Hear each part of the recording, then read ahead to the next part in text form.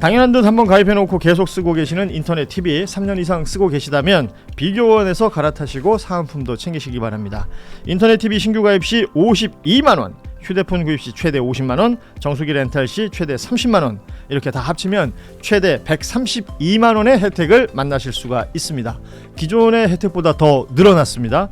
여기에 인터넷 가입한 후에 쓰던 휴대폰 알뜰폰 그대로 통신사 변경만 해도 최대 30만원 혜택이 있고요. 본인이 가입한 후에 추천을 통해서 지인을 가입시키면 한 사람당 4만원짜리 모바일 상품권을 무제한으로 드리는 이벤트가 있습니다. 개인정보 보안 철저해서 한 건의 사고도 없었고요. 8억 이상의 보증보험에 가입해 있는 비교원, 인터넷 TV, 휴대폰, 정수기 비교는 비교원을 이용해서 혜택도 누리시고 한번 서비스도 이용해 보시기 바랍니다. 자세한 내용은 1670-2571 전화로 상담 신청하시거나 아니면 더보기에 있는 링크 이용해 주시거나요. 또 네이버에 비교원 검색하셔도 상담 신청이 가능하니까 많이들 이용해 주시기 바랍니다. 정청래 전 대표, 정청래 의원이 이제 패배 후에 남긴 메시지가 김민석 후보는 이겼지만 그의 주장은 진 것이 많다. 정청래는 졌지만 정청래 지지자는 이겼다. 정청래가 주장한 것까지 진 것은 아니다. 라는 메시지가 나왔어요. 뭐 그 승복한다라는 얘기는 기본적으로 다 했던 건데 메시지 내용을 보면 뭔가 여운이 남는 것 같기도 하고 어떻게 해석해야 됩니까 이건?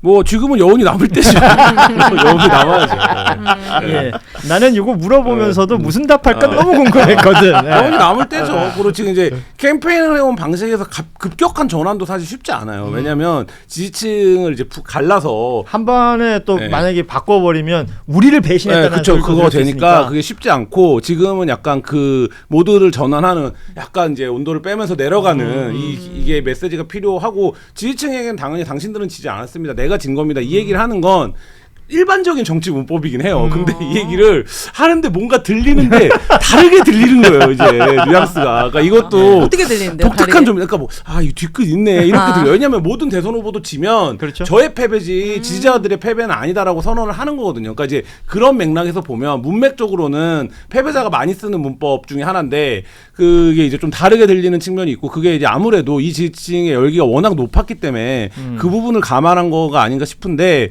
보면 근데 이제 일각에서 우려했던 것처럼 뭐 어떻게 되는 거 아니냐 뭐 이런 우려들이 있는데 대통령이 일단 수요일 날 3명 후보 당대표 포함해서 3명 경쟁했던 분들 만나기로 했고 뭐 이런 과정들을 밟는 거 보면 이제 그렇게 가진 않을 것 같은데 정청래 후보가 어쨌든 축제가 끝나면 탈진이 오잖아요. 네. 아직까지는 그 축제의 뒤끝이 여운이 있는데 이제 이 탈진의 시기가 올 거란 말이에요. 분명히 정적으로 패배한 거기 때문에 그럼 이제 그때를 어떻게 하느냐 이게 이제 중요한 그 관리도 되겠죠. 되게 중요하겠죠. 네. 그러면서 또 하나의 메시지가 뭐냐면 절대 탈당하지 말라. 끝까지 함께 가자. 뭐 이런 취지의 또 메시지도 SNS에 올렸단 말이죠. 그러니까 요 시간을 좀 잘 볼 필요가 있을 것 같아요. 그러니까 사실은 모든 정당의 전당대회가 약간 끝나고 나서 비슷한 양상을 보이는데 한동훈 의원도 국민의 전당대회 끝났을 때 첫 메시지가 뭐였냐면은 당원들 탈당하지 말라는 얘기였어요. 이게 뭐냐면은 이분들이 다 이번 전당대회라는 큰 이벤트와 판을 통해서 조직화되고 어떻게 보면 이렇게 다 갈고 닦아둔 자산인 거잖아요. 이 자산이 빠져나가게 되면은 그거는 말 그대로 잃는 거고 내일을 도모하기 어려워지는 거죠. 비워버리는 거니까. 네, 이분들을 잘 토닥이고 잘 아우르고 있어야 다음 기회가 왔을 때 또 이걸 발판삼아서 또 본인 정치적으로 제기도 할 수 있고 다른 도도 할 수 있는 거기 때문에 본인의 정치적 이득을 생각해도 그런 거고 그리고 통상적으로 이럴 때 우리 이제 당 쪼개갖고 나갑시다. 그리고 탈당합시다. 이거는 사실은 좀 말이 안 되죠. 그러니까 정청래 후보도 어쨌든 당대표를 지낸 사람이고 어쨌든 그 진영 안에서는 나름의 지분과 역량이 있는 큰 인물이라고 본다면은 또 이 정도로 조금 이렇게 나가려고 하고 막 분노하는 당원들한테 그 분노를 부추기는 게 아니라 그래도 당에 남아주세요라고 하는 거는 명분적으로도 맞는 것 같고요. 네.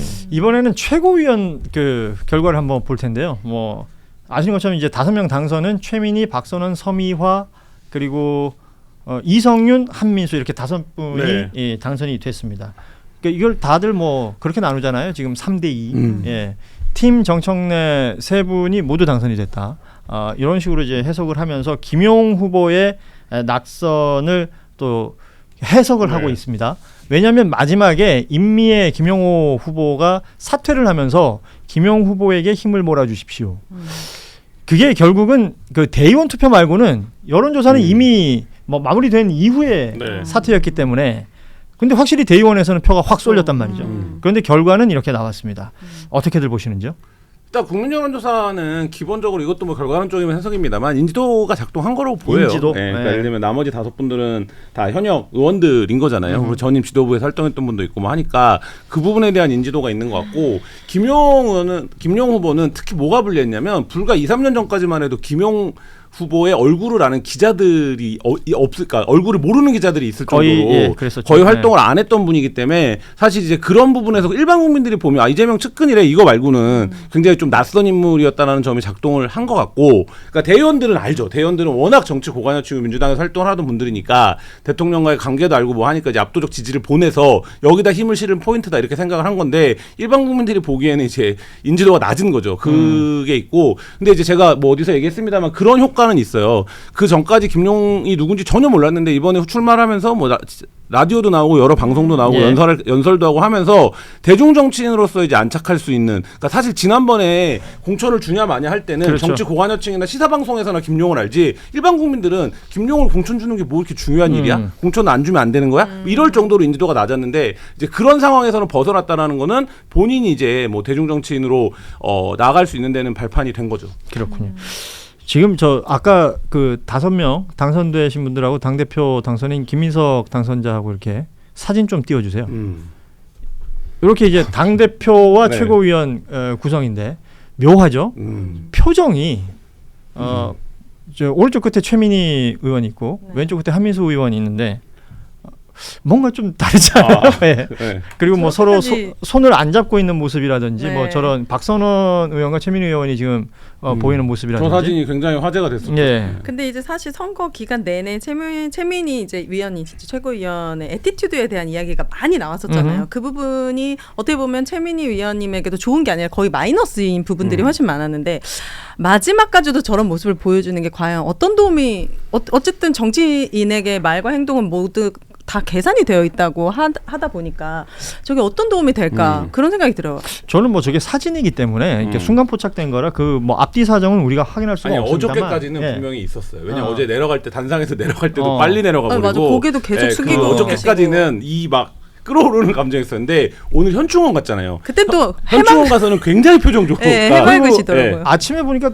대부분의 라디오 방송이 거의 출연을 네. 했던 것 같아요. 뭐 네. 전화 연결 네. 등등으로. 여기서는 뭐랄까요, 톤이 좀 정리가 됐다라고 할까요? 뭐 신천지 관련된 언급이라든지 이런 것들에 대해서도 그렇고, 이렇게 본인이 그러니까 당 대표와 이제 그러니까 1등 최고위원이 되니까 바로 옆에 앉을 거 아니에요. 높이 앉죠. 거기서 공개적인 자리에서 당 대표에 맞서는 일은 없을 것이다. 뭐 이런 식의 메시지들을 내고 있단 말입니다. 요것도 역시 이제 전당대회가 끝났으니까 뭐 이런 메시지가 당연히 나와야 되는 나오는 거죠. 거고 네. 이 정청래가 공천져서 국회의원 된 사람이 아니잖아요. 네. 팀 정청래라고 하지만 뭐 예를 들어 우리가 소위 아는 개파 구조는 어떻게 형성되는 거냐면 그 정치인을 중심으로 해서 비서그룹이라든지 아니면 같이 일을 했던 그룹들이 공천을 통해서 살려주고 지역구를 할당하고 뭐 이런 방식으로 이제 개파가 만들어지는 게 전통적인 의미의 삼국 정치에서의 개파인데 사실 이제 그런 개파는 아니라고요. 저기가 그러니까 얼마나 이제 말하자면 솔리드할 거냐 이 결속력이. 근데 물론 가치라든지 이런 거에서 선거를 치르고 이제 뭐 친한역은 있지만 근데 문제는 제가 앞서 설명했던 이제 공천이 누가 주는 겁니까? 김민석 대표가 줘야 되는 거예요. 그러면 이 팀 정청래라고 하는 그룹이 어디까지 갈 수 있을 것이냐. 그리고 본인들이 그동안 이제 이번 경선에서 주창해왔던 어떤 가치들은 이미 실현이 됐거나 아니면 뭐 해소가 됐거나 이런 상황이기 때문에 그런 면에서 놓고 보면 저는 이제 저 세 분이 들어와서 뭐 막 이렇게 하는 거 아니야? 라고 하지만 그럴 가능성은 높지 않다 이런 생각은 들어요. 이게 그러니까 당분간은 좀 정리가 될 것으로 보여 분위기가. 왜냐하면은 이 저 세 분이 그러니까 뭔가 똘똘 뭉쳐가지고 뭔가 한다고 했을 때도 할 수 있는 게 사실 많이 없어요. 그러니까 지금 민주당의 기본적인 구성을 보았을 때 이제 김민석 대표가 지명지고 어쨌든 2명도 추가로 임명을 할 거고 전체 최고위의 구성 자체가 어쨌든 과반이 김민석 대표 체제로 들어가는 거잖아요. 그러니까 마치 예전에 국민의힘에서 비대위 몇몇 대 합쳐갖고 우리 비대위로 만듭시다. 비대위로 가게 비상사태를 만들어보자. 자진 사퇴하고 이제 이런 식의 체제 셀프 붕괴가 어려운 상황이고 기본적으로. 그리고 일단은 한번 전당대회 끝나고 정리가 됐고 당원들의 표심이 나온 거잖아요. 그럼 이 상황에서 갑자기 막 들이받고 뭐 싸우고 하는 거는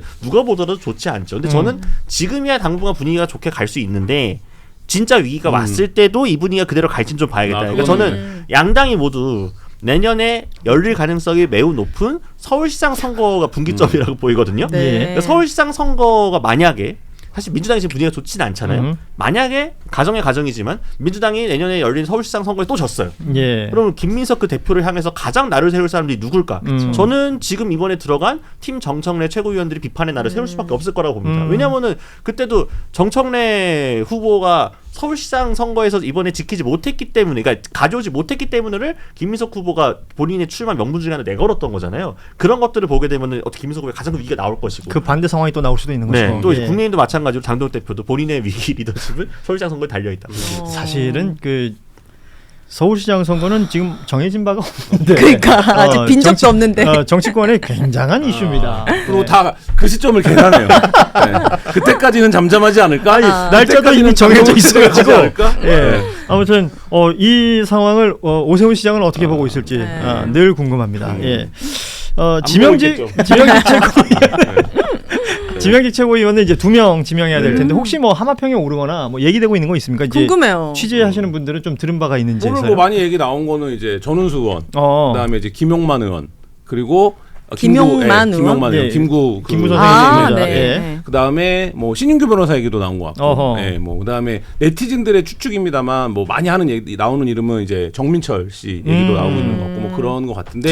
김용남 의원은요? 김용남 의원은 이제 아, 청년은 평택에 아니어서 청년이 아니죠. 많이 아니죠. 네. 청년은 그렇고 네. 청년 한 자리 청년을 임명하면 한 자리는 지역 할당이 되지 않을까라는 게 이제 보통 통상적인 보통 그렇죠. 문법이거든요. 그렇게 되면 이제 민주당의 열세 지역인 대구 경북이라든지 PK 쪽에서 한 명이 이제 나와야 되는데 보통 이제 이렇게 되면 여성을 주고 여성으로 가는 경우도 있는데 지금 이제 최고위원회 2명 여성이 들어가 있기 때문에 네. 또 이제 여성해야 될 필요는 없기 때문에 뭐 그런 부분들이 감안돼서 이제 발표되지 않을까 싶습니다. 그러니까 대구 경북은 사실은 상징적인 게 임미애 그렇죠. 의원인데 네. 예, 이번에 이제 중간에 사퇴를 했기 때문에 이 부분은 좀 빠지는 것 같다라는 평가들이 많은 것 같고 부담스럽죠. 아무래도 예. 그러니까 경쟁을 그리고 하던 분인데. 대구 경북 외에는 이제 또 부울경 지역에서의 또 다른 인물들이 있는지도 보고 있는 것 같고 뭐 다양한 얘기들이 있습니다만 정해져야 정해지는 거기 때문에 네. 이건 좀 지켜보도록 하고요. 일단은 이제 김민석 대표는 수락 연설에서 흔히 말하는 그 ABC 플랜을 냈어요. 막 영어를 막 하시더라고요. 네. 이 결국은 계속해서 주장해오던 바이기도 하잖아요. 김민석 당대표 민주당 어떤 식으로 진행이 돼야 될 것인가 요 얘기를 좀 해야 될 것 같은데 일단 당선되고 첫 행보는 뭐 거제에서 큰 네. 비 피해가 있었기 때문에 수해 현장들을 찾은 모습 그리고 오늘은 현충원 찾고 김대중 대통령 서거 17주기 이 추모식 등등해서 이제 민생을 강조하는 모습들을 쭉 보였습니다. 향후 모습들을 조금 얘기를 해보도록 하죠. 결국 대통령과의 관계, 그러니까 청와대와의 관계를 이제 수평적 관계라는 표현을 썼는데 창조적으로 붙여야 돼요. 그래요. 창조적인 수평적 관계. 예. 그러니까 수평 관계가 아니라 창조적 수평 관계. 근데 창조적으로 어떻게 수평할 수 있는가? 그러니까 이게 수평의 이 뭐랄까 포커싱이 되는 건지 아니면 일종의 레드 팀이 될 수도 있는 것인지 어떻게들 해석하고 그래서 계세요? 저는 앞에 전면적인 협력이 더 중요한 아, 것 같습니다. 그렇지. 전면적인 협력을 위한 창조적 수평 관계라는 건데, 그러니까 통상적으로 지금 김민석 후보 잘 알 거예요. 본인이 당선된 이유는 조금 더 이재명 대통령을 잘 보좌하고 여당이 서포트 좀 해주면 좋겠다. 여당과 정부의 메시지가 어긋난다거나 이렇게 좀 엇박자 나는 거 말고 일치단결한 모습을 보여주면 좋겠다라는 표심이었던 거기 때문에 그걸 본인이 증명해야 되는 거죠. 제가 국무총리까지 한 사람이기 때문에 역시 여당 대표로서 이렇게 정부를 잘 서포트할 수 있습니다를 보여주는 건데 한쪽에서 지금 야당 쪽에서 바로 가지고 나오는 게 그거 결국 이재명 대통령이 낙점한 후보가 된 거 아니냐. 저거 명픽으로 된 거다. 그리고 이재명 대통령이 결국 여의도 출장소 되는 거 아니냐. 이런 지적들이 야권에서 있으니까 사실 수직 관계가 또 서면 안 되는 거잖아요. 그러니까 그런 걸 피하기 위해서 전면적인 협력은 그 오늘 아침에 김종배 진행자도 얘기를 했던데 협력은 사실은 대등한 관계에서 가능한 거예요. 뭔가 수직 관계면 협력 관계는 아닌 거죠. 그건 지시하고 따르는 관계니까요. 그러니까 어쨌든 잘 보좌하는 식으로 일단은 포커스를 맞춰서 이 톤앤 매너를 정리하겠다로 보면 될 것 같아요. 결과적으로는 이제 청와대와의 관계도 관계지만 지금 김민석 대표한테 주어진 첫 번째 숙제 중에 하나는 대통령 지지율이 많이 하락하고 있고 이른바 그 데드크로스가 일어났고 민주당 지지율보다도 대통령 지지율이 빠지고 있는 뭐 디커플링 이런 표현들도 쓰고 있던데 저희하고 이제 여기 뉴스다이브 출연해서도 그 얘기를 했었어요. 당선되고 일정 기간 안에 10% 정도 지지율을 올릴 수 있다라는 얘기를 했는데 이 부분들은 어떻게 보세요? 제가 다른 방송에서 이제 전당대회 끝나고 당대표 새로 뽑혀서 54%까지 6개월 안에 올라가면 커피 100잔 쏘겠다. 저는 확신하거든요. 이제 정말 원팀을 54%라는 게 대통령 지지율 얘기하는 네. 건가요? 6개월이요? 6개월 안에. 아. 왜냐하면 너무 길게 잡았는데. 네. 아니 뭐 내년이잖아. 내년이네. 아, 내년이에요? 6월 달이네. 아, 3개월은 가야지. 아 그래요? 네. 어쨌든 100일로 바꾸자. 100일 안으로. 6개월에 내년까지 가면 안 되지. 진짜 올해 안에 해야 되는데 저는 당연히 여당과 정부는 어느 정도 원팀으로 같이 갈 거라고 생각했어요. 근데 지난 1년 동안 그 부분이 가장 아쉬웠기 때문에 기대하는 거는 이제 원팀이고 대통령이 하고자 하는 일이 사실 너무 많잖아요. 예. 그 부분에 있어서 서포트 해주는 것도 중요하지만 아닌 것에 대해서는 좀 브레이크를 걸어줄 필요도 있을 것 같아요. 지금 여러 가지 부분에서도 불만들이 또 튀어나오는 부분들이 있고 하기 때문에 그런 화살을 좀 받아주고 막아주고 예. 맞아주고 그런 여당의 역할이 좀 필요해 보인다. 그렇게 되면은 지지율도 많이 회복할 수 있지 않을까요? 근데 역대 어느 당대표도 막 대통령 지지율을 드라마틱하게 올리는 대표들 없어요. 그거는 그래요? 불가능한 일이에요. 그러니까 예를 들면 대통령 지지율은 대통령이라고 하는 당대표보다 훨씬 더 강력한 권한과 이제 캐릭터성을 가진 특성을 고유한 거고 이거가 이제 잘 될 때 당 지지율이 따라서 올라가는 경우는 있죠. 근데 그렇죠.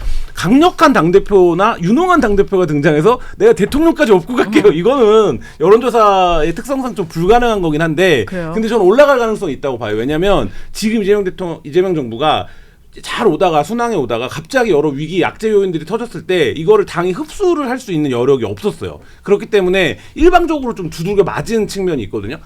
최근 한 달여 사이 동안. 근데 이제 이 부분이 만약에 회복이 된다라고 하면 민주당이 160명이 넘는 국회의원이 있는 거대한 정당이기 때문에 뭐 예를 들면 어떤 사람들은 부동산에 투입하고 어떤 사람들은 청년에 투입하고 뭐 이런 방식의 이제 말하자면 배치가 가능해지잖아요. 그래서 예. 그런 부분들에도 적극적으로 역할도 하고 발언도 하고 뭐 하고 논리 방어도 하고 뭐 이런 것들이 원활하게 돌아간다면 터지는 악재에 대한 대응력이 훨씬 높아지겠죠. 이게 이제 말하자면 그 집권당의 정부를 뒷받침하는 관계죠. 뭐 대통령이 내는 모든 정책을 다 입법하고 이런 게 중요한 게 아니라 사실 이제 그런 부분인데 최근에 부동산 정책 관련해서 민주당에 누가 나와서 뭐 예를 들면 얘기한다든지 이런 거 기억이 안 나잖아요. 네. 그러니까 이제 그런 부분들의 효과는 충분히 있을 것 같고 그 다음에 이제 과제가 주어진 거잖아요. 어쨌든 대구 40% 정도는 지지하지 않은 거잖아요. 당내 선거에서. 그리고 엄청 그 과정이 치열해졌고 저는 김민석 대표와 정청래 의원의 관계는 회복되리라고 보는데 그러니까 회복된다는 게 다른 게 아니라 겉으로 볼 때는 별 표가 안 나는 관계가 될 거라고 보는데 이 지지층까지 금방 그렇게 될 거냐 그렇진 않을 거라는 거예요. 그러니까 이게 이재명 대통령에게는 그럼 또 상당한 부담이거든요. 그러니까 예를 들면 우리 편에서도 뭐만 하면 이제 나를 욕할 준비가 돼 있어. 나를 반대할 준비가 돼 있어. 이게 이제 국정 동력인데 결국 김민석 대표의 관건은 그 부분을 어떻게 가져올 거냐 다시 이게 이제 중요한 정치력의 이제 무대가 되겠죠. 근데 대통령 지지율이 빠질 때 많은 이런 게 전문가 분들께서 코어 지지층이 빠진 거다. 그리고 그 대통령이 흔들었던 층이 사실은 진보 진영 안에 있었잖아요. 그렇기 때문에 그분들이 갖고 있었던 이제 생각이나 철학이나 신념이나 이런 것들이 당대표가 바뀌고 나서 설득되는 분들도 있을 것이고 그게 더 고착화되는 분들도 있을 것인데 그게 통으로 다 그렇게 가지는 않을 거라고 저는 생각하거든요. 정책과 비전과 미래를 보여줬을 때 생각보다 다르네? 라고 이렇게 또 돌아오시는 분들도 많이 있을 거라는 생각이 그 들어서. 덩어리가 지금 적지 않기 때문에 쉽지 않은 일이 될 수도 있을 거고 당연한 듯 한번 가입해놓고 계속 쓰고 계시는 인터넷 TV 3년 이상 쓰고 계시다면 비교원에서 갈아타시고 사은품도 챙기시기 바랍니다. 인터넷 TV 신규 가입 시 52만원, 휴대폰 구입 시 최대 50만원, 정수기 렌탈 시 최대 30만원 이렇게 다 합치면 최대 132만원의 혜택을 만나실 수가 있습니다. 기존의 혜택보다 더 늘어났습니다. 여기에 인터넷 가입한 후에 쓰던 휴대폰 알뜰폰 그대로 통신사 변경만 해도 최대 30만원 혜택이 있고요. 본인이 가입한 후에 추천을 통해서 지인을 가입시키면 한 사람당 4만원짜리 모바일 상품권을 무제한으로 드리는 이벤트가 있습니다. 개인정보 보안 철저해서 한 건의 사고도 없었고요. 8억 이상의 보증보험에 가입해 있는 비교원, 인터넷 TV, 휴대폰 정수기 비교는 비교원을 이용해서 혜택도 누리시고 한번 서비스도 이용해 보시기 바랍니다. 자세한 내용은 1670-2571 전화로 상담 신청하시거나 아니면 더보기에 있는 링크 이용해 주시거나요. 또 네이버에 비교원 검색하셔도 상담 신청이 가능하니까 많이들 이용해 주시기 바랍니다.